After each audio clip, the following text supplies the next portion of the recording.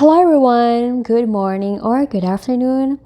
Please join me today for my organic garden summer harvest from my small backyard. So let's get started. So for the first one that we're going to harvest is this long yard string beans. This is very popular long or yard vegetables in the Southeast Asia. We call it like sitaw. And this is one of the very staples and really very healthy. It's really great alternative for asparagus, and I like to stay it with garlic, or you can season it like on stir fries or even just steam or boil itself. So I do have two kinds of string beans here. I have the green one and the red or purple color too, or variety. So these string beans can be really productive.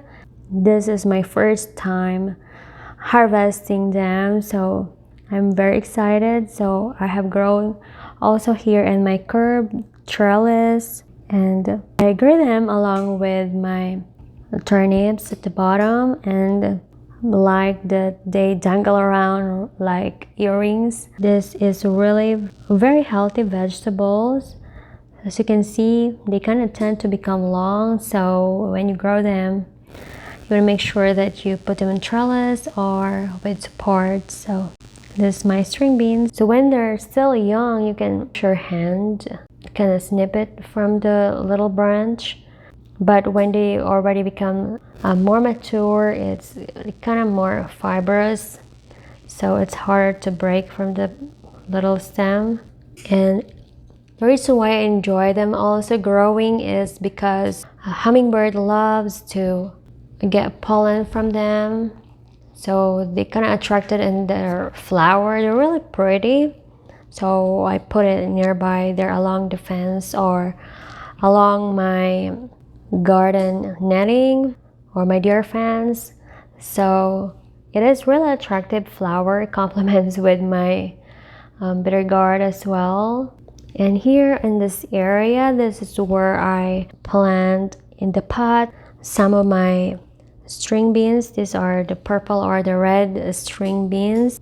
I love their very deep, rich red color, very healthy looking beans. If, for example, you have a hard time growing beans, string beans or yard long beans is one of very easy to grow type of beans.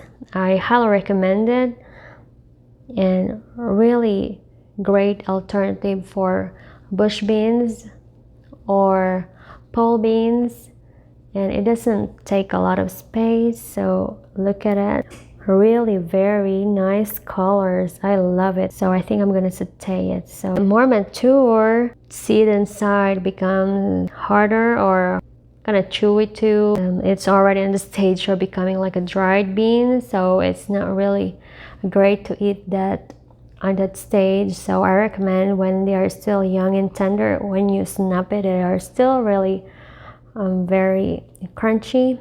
And look at that, really very nice color. It's like similar of the beet, the purple and the red one. So I have some here, also some bitter gourd as well. I might just going to harvest it too. So this little one, I really intend to let it ripe for seeds for my future planting. So I don't meant it for eating, although I will try cook it. Now in this area, this is where I plant my Malabar spinach. Let's grab some few leaves. I really like to harvest Malabar spinach when I'm just going to like stir fry or cook that in a particular day, and not to harvest a bunch, because it's really great to harvest it and eat it at the same time or the same day if possible, because it's really great.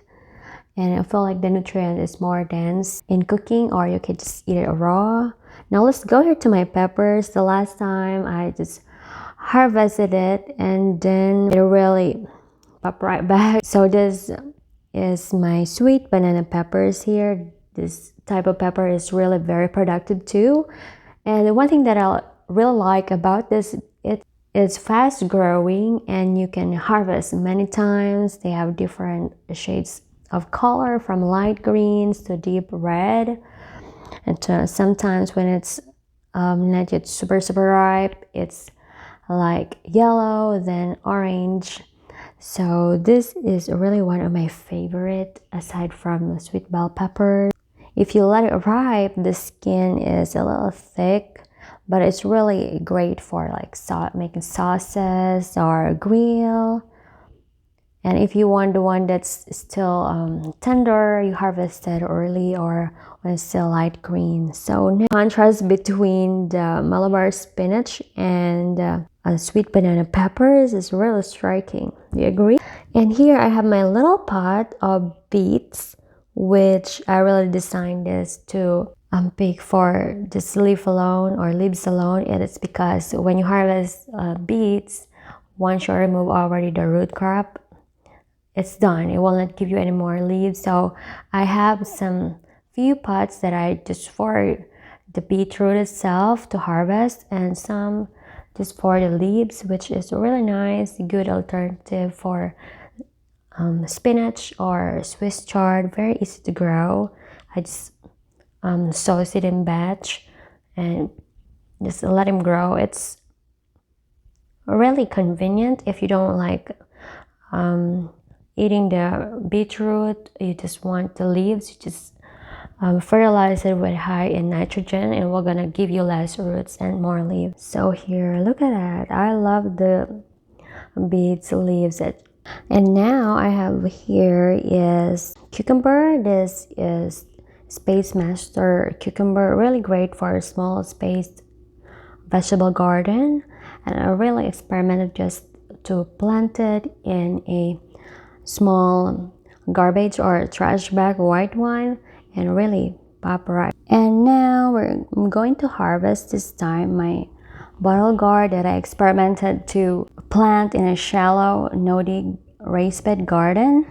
So I tied it with a cotton white shirt because my trellis is not really strong enough for my bottle gourd. So just gonna cut it here. This is smaller than the one I grew the last time. Look at this, very healthy. So I therefore conclude that you can grow bottle gourd in shallow container or a garden. So this is really fresh, very nice bottle gourd or lauki. We call it opo in Philippines. Now let's get I have some kale here. This is one of my favorite because you don't have to harvest it at once. Hand pick some kale, and I'm going to grow back really very fast. This is a blue Scotch kale, really very nice. It really grows well too in a shallow soil. So look at the color of kale and bottle gourd, light green and deep green. Oh, I like the contrast. So let's go ahead now and pick some tomatoes. Tomatoes is one of my favorite vegetables that I like to grow and experiment. So I experimented them in different pots, like in trash bags or in plastic bags, in sacks, in pots, as well as in my no-dig raised bed garden. So the one here that I have grown in the pot, this is a Matt's Wild tomatoes because it is, I think, intermediate, if I'm correct. Intermediate. Okay, please correct me if I'm wrong. This one is really productive variety. It has fruit similar to cherry tomatoes, which are a little bit smaller, but they have a vining characteristic. So I plant it near to the bitter gourd so that we can share the same like trellis and gonna benefit each other. And I have one also over here is a tiny tim tomatoes and the black cherry tomatoes. So I get a handful of that. The black cherry tomato is really sweet one. You can eat it raw right after harvesting. It's really good. The tiny tin tomato, it got a little thick skin into it, but I love to bake it or kind of like. So here, look at that, and grab some basil also. So I have lots of basils here. I love the smell of basil. It's really pretty good and healthy as well. I like to mix it with to make some basil pesto and sauces or sprinkle it with egg. So there you go, guys. Thank you for joining me in harvesting my vegetables today. I hope you enjoyed this video, and I know I have some other more to harvest, but I'm making just a quick harvest. And so far I enjoy harvesting my vegetables, and hope to share to you another video of harvest the next time, or tips in gardening. And thank you for watching, and see you again next time. Bye.